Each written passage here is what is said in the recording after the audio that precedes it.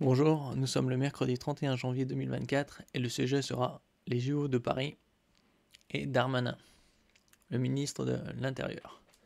Paris 2024, Gérald Darmanin annonce une prime allant jusqu'à 1 900 € pour les policiers mobilisés. Faut bien les motiver. Le ministre de l'Intérieur a garanti également 15 jours de congé cet été à chaque agent en dehors de la période comprise entre le 24 juillet et le 11 août. Le ministre de l'Intérieur, Gérald Darmanin, annonce mardi 30 janvier, dans une lettre adressée au personnel de la police nationale que France Info a consulté, la mise en place d'une prime spécifique pour les agents mobilisés dans la préparation ou le déroulement des Jeux Olympiques de Paris, l'été prochain.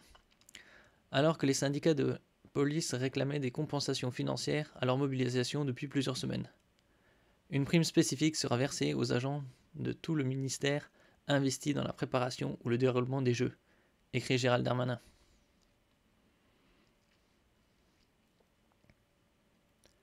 Trois niveaux de primes seront mis en place selon le ministre. Une prime de 1 000 € pour les personnels qui auront limité leur période de congé pendant les Jeux. Une prime de 1 600 € pour les agents affectés dans un département qui accueille une épreuve olympique. Et une prime de 1 900 € pour les agents affectés dans les services territoriaux de police d'Île-de-France et de la préfecture de police. Rien que ça quand même. Une aide supplémentaire à la garde des enfants. Le ministre a également confirmé qu'en dehors de la période comprise entre le 24 juillet et le 11 août, la mobilisation sera organisée afin d'autoriser 2 semaines de congé, soit 10 jours ouvrés au moins pour chaque agent entre le 15 juin et le 15 septembre. J'appellerai les chefs de service à porter une attention particulière aux contraintes personnelles, notamment pour ceux qui connaissent au sein de leur famille des accidents de la vie, ajoute-t-il. Enfin, à noter parmi ces nombreuses annonces, le doublement du chèque emploi-service universel, CESU, garde d'enfants, qui sera accessible sans plafond de ressources pour les parents des enfants de moins de 12 ans dans la limite de 200 € par enfant. Ça va les motiver à prendre des coups. Plusieurs centaines de policiers ont manifesté mi-janvier dans toute la France à l'appel d'un groupe de syndicats emmenés par Alliance et UNSA Police pour réclamer des compensations financières à leur mobilisation pendant les Jeux olympiques et paralympiques de Paris cet été. Ce jeudi noir, selon les organisateurs, a pris diverses formes. Distribution de tracts comme à Bordeaux, activité minimum dans les commissariats, grève du zèle dans les aéroports ou encore rassemblement à la mi-journée devant de nombreux commissariats du pays. Cet été, ça va être chaud. Surtout à Paris et en Île-de-France. Paris 2024, Gérald Darmanin annonce environ 300 000 spectateurs pour la cérémonie d'ouverture, un chiffre revu à la baisse. 300 000 pour un événement planétaire, vu par plus d'1 milliard de téléspectateurs, alors que pour la Coupe du Monde en 2018, sur les Champs-Élysées, il y avait plus de 2 millions de personnes.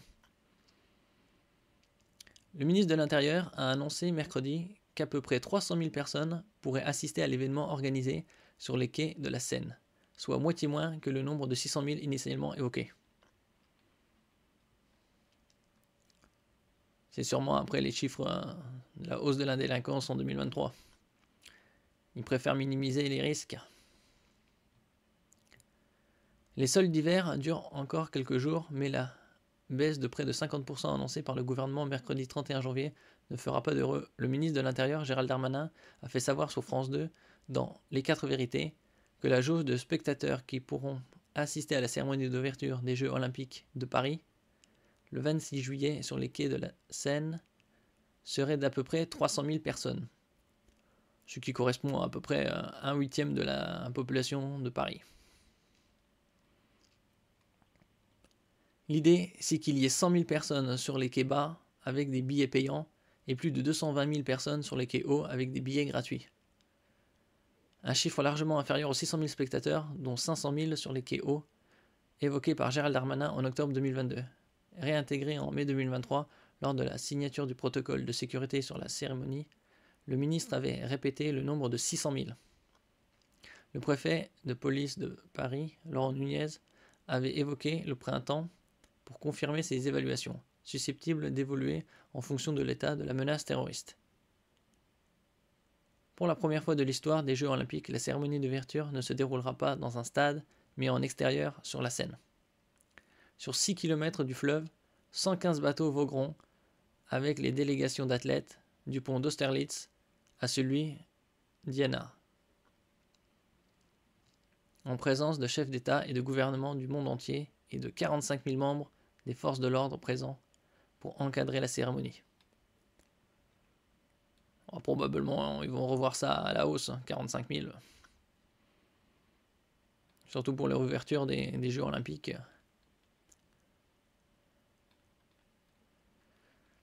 Merci pour votre écoute. N'oubliez pas de commenter, de partager, de mettre un j'aime et de vous abonner. À la prochaine fois.